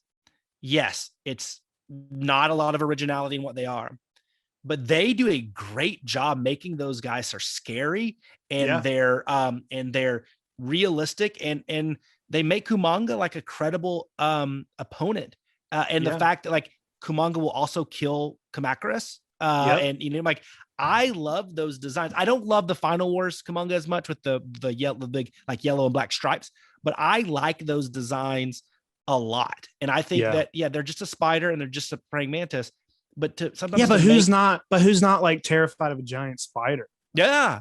And it's harder sometimes for them to design something where they have a specific thing it has to look like, you know, versus Gigan, right? You have a lot of creativity. And I thought they did a damn good job, and I think they're really cool looking. Yeah. When I was younger, I've I just said it, I've always liked that movie. But when I was younger, I was a little bummed out that were the creatures, because I had, as a kid, I was expected to see something weird or a monster. When it was something like, oh, it's just a praying mantis, I'm like, okay, I want to see a kaiju, you know. But as I got a little older, I really kind of fell in love with that movie a little bit because of their, like what you just said, it's a weird island with giant creatures in it. And I think we talk, it seems like a King Kong movie, you know what I mean? It seems like closer to that. So yeah, I like those guys a lot. Is that what else you got? Yeah, so I have a couple more, but I want to lump these kind of two together because they are, three kind of, but Gorosaurus, Varan, and Baragon. I'm leaving these together because once again, kind of these earthier type monsters. Baragon's a little out there, but Gorosaurus, he's just a giant dinosaur, and he's an old, outdated depiction of a tail dragging dinosaur, right? Like we would in when it came out in King Kong Escapes in 1967, with the oversized head. I mean, it's a old depiction of like an Allosaurus. Yeah, and I love the design because it works kind of with the continuity, and I love some of his movements and his fighting ability, and his fight scenes are great. I think that has a lot to do with how the design is. Now, I hope that in an updated depiction, if he's really still going to be this giant dinosaur, that they make him a little bit more of a real of what we know they look like. But he's also a monster that we've never heard of called Gorosaurus. So maybe he is a tail dragging monster, dinosaur type guy. So we don't know that. But I love the bright green. I love the I just think that it stands out. And in Destroy All Monsters, he kind of steals the show. And I love he has this bulky like head with this like kind of real thin bottom jaw. Like it just doesn't kind of make sense, but I love it. Gorosaurus is one. Baragon, we've talked about on the show a lot. He's cute, but like with the horn and the floppy ears and the ridged back, I thought it's a unique design. And then Varan is a shitty movie, but he's this lake monster that can somehow glide through the air like a flying squirrel. It's well designed, and it's just I feel it looks like a 1950s lake monster. For sure. And it feels like it has this native tribal island hidden in the tucked away type monster. But he also can spread his arms out. And he's a flying squirrel. So I love that weird part. So I love those three, even though they're not always the most talked about. Though, we love them some Baragon, though. I found out people love Baragon. Yeah, I think so. Especially like GMK. Gorosaurus was always, he's my least favorite of those three. I do appreciate what they're doing with him. I like that he always kind of looks grumpy. He's got very like grumpy. He's got sad eyes. But and a little bit of a pot belly. He's like, I always like, there's something to me, I love movies with old depictions of dinosaurs. I like it, but there's something for me that doesn't mix well with kaiju. I don't know. There's something there where I'm like, all right, well, this is just too, but I get it. And I like the other two as well. So I get it. I got one more on my list, and I didn't, at one point I was like, do I put Godzilla? Do you put Godzilla on here or no? Like, we all know he's the best. At one point I was like, do I put, the Godzilla versus Biollante Godzilla on here? Cause I think that's the best. I didn't, but I did pick a Godzilla, and it's not that one. Okay. It's Shin. It's Shin Godzilla. Yeah. I think Shin Godzilla is the best designed scariest, weirdest fucking Godzilla we will ever get. Now, I love Godzilla, Biollante's Godzilla the best, but this one there's something so different about it. And this came at a time, after this came, then we got the anime. Now we're getting Singular Point. Now we're getting to a place where we're really comfortable making Godzilla look completely different every time. And I love that. Yeah, Shin had a lot to do with that. Yeah. Shin kind of broke the barrier for that. And the fact that he looks different 3 different times in the film, you got different forms. The second form is one of my favorite things in any Godzilla film. There's just something about him. He goes from looking really silly with his big bulging eyes and blood coming out of his gills, flopping around like a fish, to being the most, just like, he's daunting. Like when he first arrives in his like third form, and he's just slowly walking, and he looks gnarly, and his hands look fucked up, and he just looks insane. And then, when I saw that in the theaters for the first time, and his jaw opens up, I was just like, who did this? Yeah. Everything about that movie to me is perfect. And the design of Shin Godzilla it's a gift that we've gotten. And, that movie probably is the weirdest, most out of left field. You could put all the other Godzilla movies in a pile and be like, well, these are all kind of similar. Even, even going from Showa to Millennium or whatever, they're still similar. Shin Godzilla's over here. Yeah. I just think that design's amazing. Well, speaking of the Godzillas, I agree. I mean, Shin Godzilla, and I don't even know if you put it in the Godzilla category. It's so unique. It's almost like its own entity, right? Yeah, yeah. Whereas all the other ones, to your point, like you can all say these all kind of belong together, right? Biogoji, I have to agree. The Heisei, really all the Heisei Godzillas, whether you have Biogoji, Bato Goji, Rado Goji, Moge Goji, or Desu Goji, are all great. I think they really did dominate. And I'll argue Showa, Shodai Goji, the first one is great. Gakushu Goji, the second one is fine. Like, honestly, other than really the Masuko Goji, the one from Son of Godzilla, which is kind of the weird, like, sleepy eye. I don't know. That's the one that looks very much like a frog, right? Yeah, it does. I'm thinking of a sea monster. Is a little. Ooh. Well, so the sea monster's Daisenzo Goji. That has a little bit more of kind of the more rounded mouth, kind of a little bit more like the Godzilla from Godzilla versus Ghidorah the Three-Headed Monster. Sorry, 1965 one.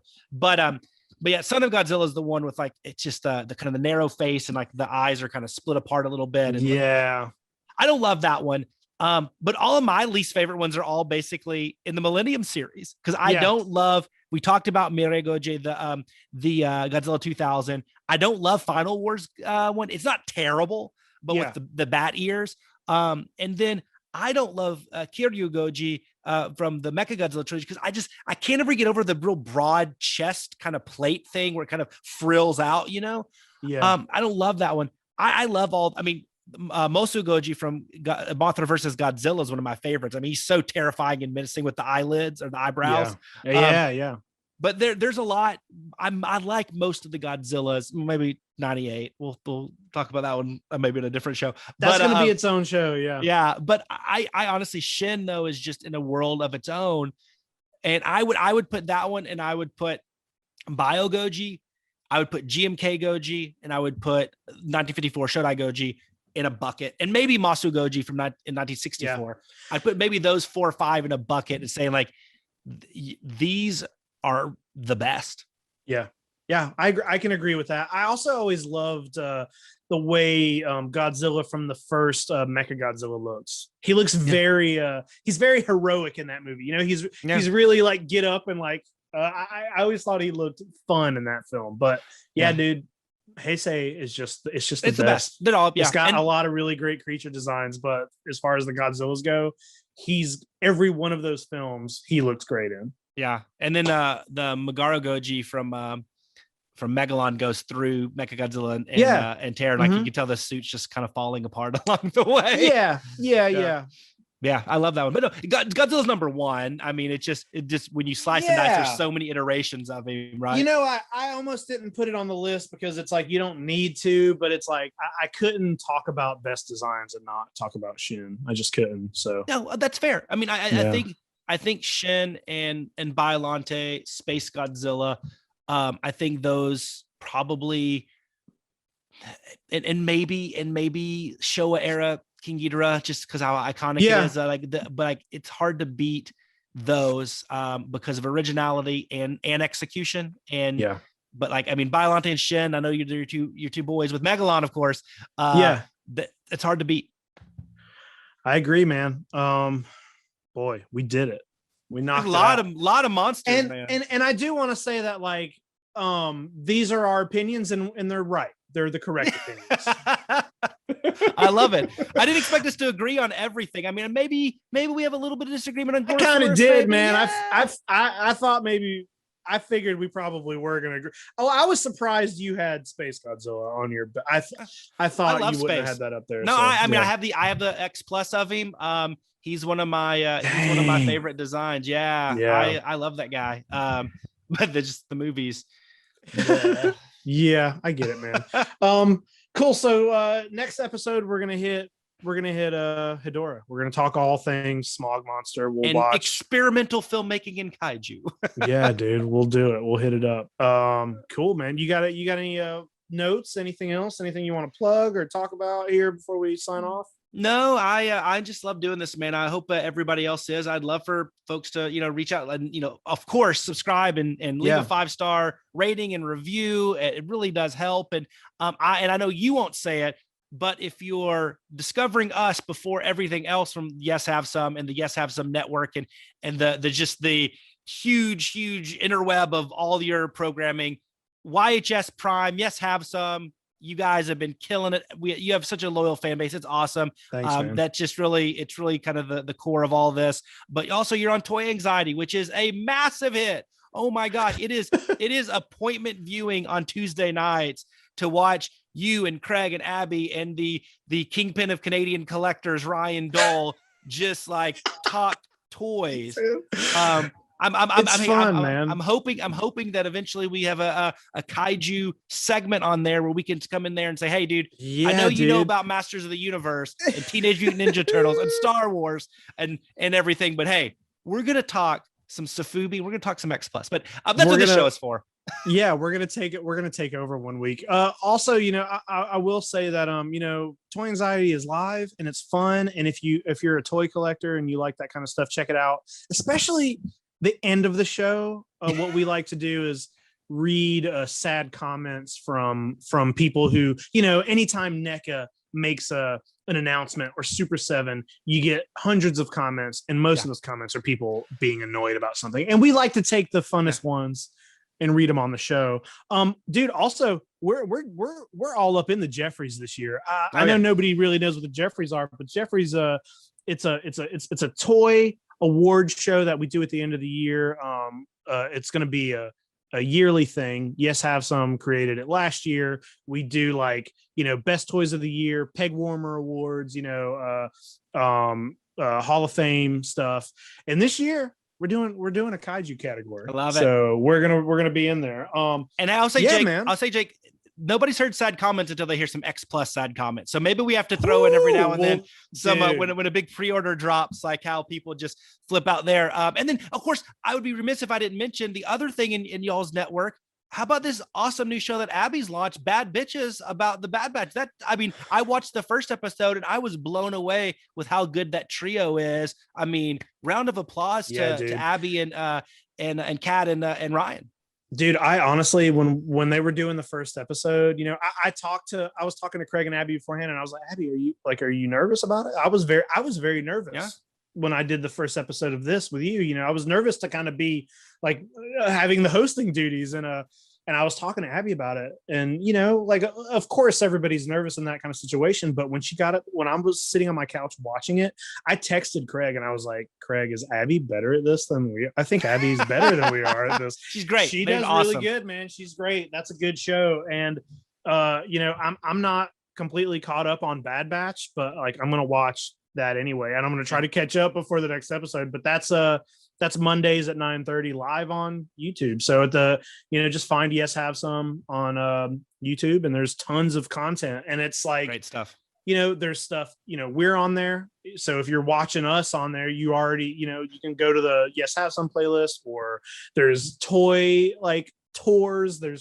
there's all kinds of shit on the Yes Have Some YouTube. So there's something on there you're gonna like, but I just want to thank everybody for listening. I have been getting some people have been reaching out to me and letting me know. Last episode I was like, please let me know you're listening, so I don't think I'm just talking to nobody. But I've had some people reach out and people are listening and they like it, and that's great, man. So I just want to say thanks. And Jay, thank you for doing this with me. Hey, and everybody, go watch a Godzilla movie. Come on, watch what are you fucking waiting for? Godzilla movie. Yeah, go watch one. We want you to have some opinions on these creature designs too. Go watch some of these and tell us how crazy you think we are.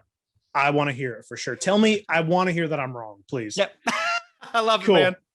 All right. Bye, guys. Adios.